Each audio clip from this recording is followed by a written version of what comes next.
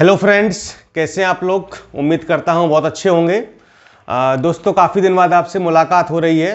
कुछ पारिवारिक समस्याएं थी, कुछ व्यस्तता के चलते से आपसे रूबरू नहीं हो पाए। तो आज हम आपको विज्ञप्ति के बारे में हम पढ़ाएंगे। मेंस का जो हमारा बैच चल रहा है, मेंस की कक्षाएं जो चल रही हैं नियमित रूप से, उसमें आपको निबंध वगैरह मिल चुका है। निबंध तो कई सारे मिल गए हैं। प्रशासनिक शब्दावली आपको सारी मिल चुकी है और बहुत ही अच्छी प्रशासनिक शब्दावली आपको दी गई है। जो अभी तक परीक्षाओं में प्रश्न पूछे गए हैं वो भी सब शामिल किए गए हैं और जो भी पूछे जाने की संभावना है, लगभग 1800 के आसपास शब्दावली सारी मिलाकर के इम्पोर्टेंट है, वो आपको मिल चुकी हैं। कंप्यूटर पर और मुहावरे पर काम चल रहा है, बहुत जल्दी आपको वो भी नोट्स उपलब्ध हो जाएगा। और पत्र देखिए, हम आपको सरकारी, अर्ध सरकारी और कार्यालय आदेश, कार्यालय ज्ञाप यहाँ तक पढ़ा चुके हैं। परिपत्र बचा है और आपका अभी विज्ञप्ति आज पढ़ाएंगे। इसके बाद आपकी होगी आपका बचेगा फिर अनुस्मारक, टिप्पण और प्रतिवेदन। ठीक है, इतनी सारी चीज़ें बचेंगी।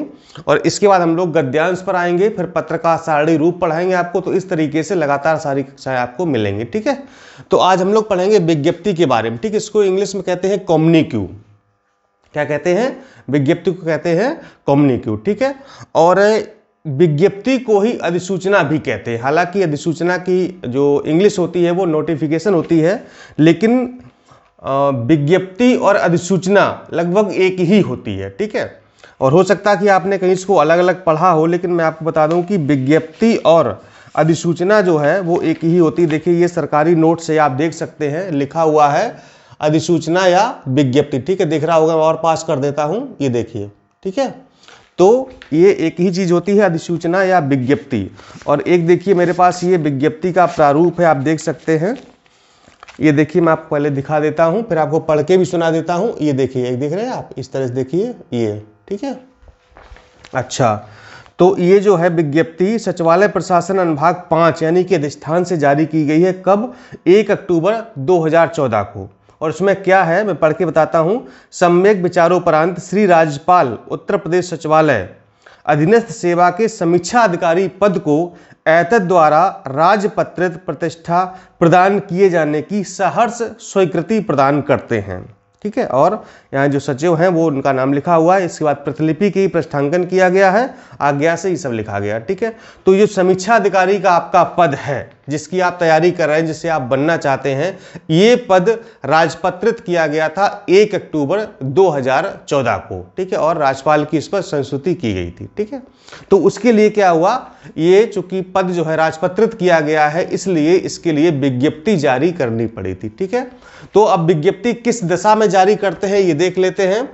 तो देखिए, राजपत्रित अधिकारियों की नियुक्ति, उनकी पदोन्नति, उनकी सेवानिवृत्ति की विज्ञप्तियां जारी की जाती हैं। यानी अगर कोई राजपत्रित अधिकारी है, जैसे कि समीक्षा अधिकारी का पद राजपत्रित है, ठीक है, तो नियुक्ति की सूचना, पदोन्नति की सूचना, सेवानिवृत्ति की सूचना, ये सारी सूचनाएं क्या होंगी, ये विज्ञप्ति के माध्यम से जारी की जाती हैं। ठीक है, हालांकि जो पूरा जो सीक्वेंस में नोट्स लिखा हुआ वो आपको पीडीएफ मिलेगी ग्रुप में। ठीक है, यहाँ पर आपको सिर्फ समझाने के लिए कुछ इंपॉर्टेंट पॉइंट लिखे हुए हैं, बाकी आपको नोट्स तो पीडीएफ पूरी जो है ग्रुप में मिल ही जाएगी। ठीक है, लोक सेवा आयोग द्वारा भी विज्ञप्तियां जारी की जाती हैं। इसके अलावा अधिनियमों, नियमों, विनियमों, सेवा नियमावली लागू करने के विषय में भी विज्ञप्तियां जारी की जाती हैं। ठीक है, अभी आपको पूरा प्रारूप यहाँ पर बताएंगे।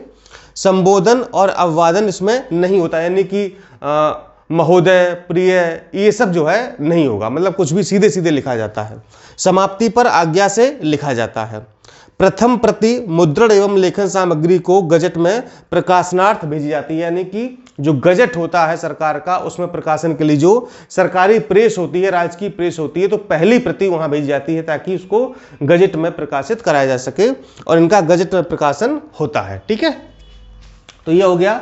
अब आपको बताएंगे हम प्रारूप। ठीक है, और मेंस का बैच अगर आपको ज्वाइन करना तो आप इस नंबर पर संपर्क कर सकते हैं 6393350765। 9। ठीक है, इस नंबर पर आप व्हाट्सएप करके या कॉल करके संपर्क कर सकते हैं। मेंस आरओ मेंस 2021 के लिए या पीसीएस मेंस 2021 के लिए, या फिर अगर आप आरओ 2022 की तैयारी करना चाहते हैं या जीआईसी मेंस की तैयारी कर रहे हैं तो इन सभी परीक्षाओं के लिए आप लोग इस नंबर पर संपर्क कर सकते हैं। तो यहाँ पर आपको ग्रुप में जुड़ने की प्रक्रिया बताई जाएगी कि कैसे इन सारे नोट्स की, सारे निबंध की, गद्यांश की, पत्रों की और भी जो भी मटेरियल है किसी भी परीक्षा, चाहे वो आरओ का हो, पीसीएस का हो या फिर जीआईसी का हो, तो वो आपको कैसे उपलब्ध होगा पीडीएफ के रूप में। इस पर नंबर पर आप लोग कांटेक्ट कर लीजिए तो आपको पूरी जानकारी बता दी जाएगी। ठीक है, अब देखिए ये आपका हो गया प्रारूप।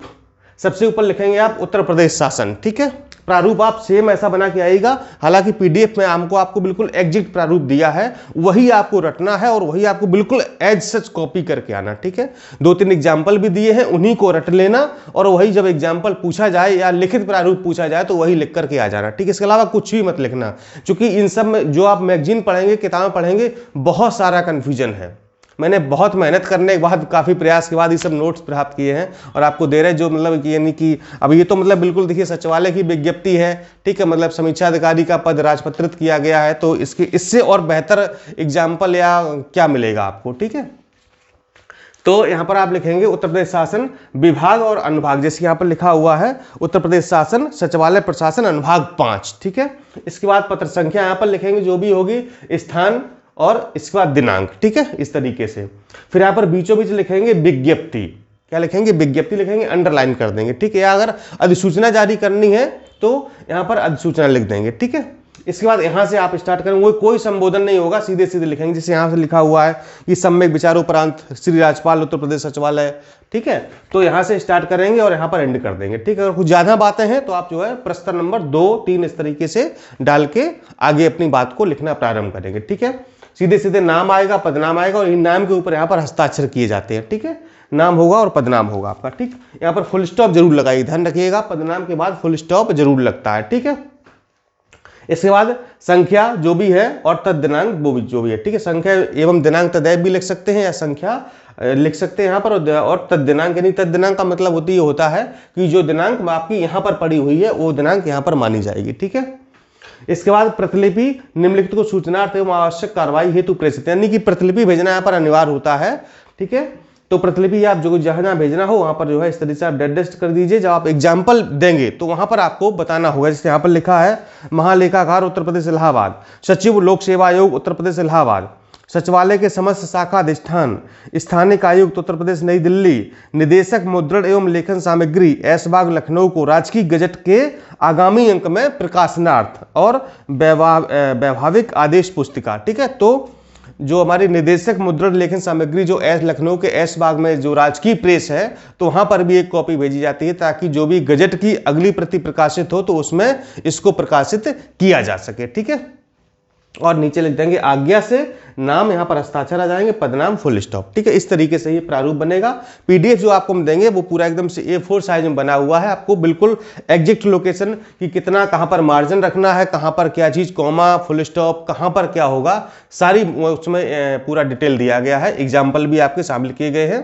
परिभाषा, प्रारूप, विशेषताएं, किन किन परिस्थितियों में विज्ञप्ति और अधिसूचना जारी की जाती है, ये सारी चीजें आपको बताएंगे। ठीक है, तो अब इसके बाद हम लोग कुछ नया दूसरा पत्र पढ़ेंगे, परिपत्र वगैरह जो भी पढ़ेंगे। ठीक है, और इसको आप लोग अच्छे से देख लीजिए, समझ लीजिए, और पीडीएफ जो आपको ग्रुप में मिलेगी उससे आप लोग अपना नोट्स बना लीजिए या उसी का प्रिंट आउट निकाल लीजिए। ठीक है, चलिए फिर मिलता हूँ, और अगर आपको नोट्स के लिए संपर्क करना है तो इस नंबर पर आप संपर्क कर सकते हैं। ठीक है, नमस्कार, धन्यवाद।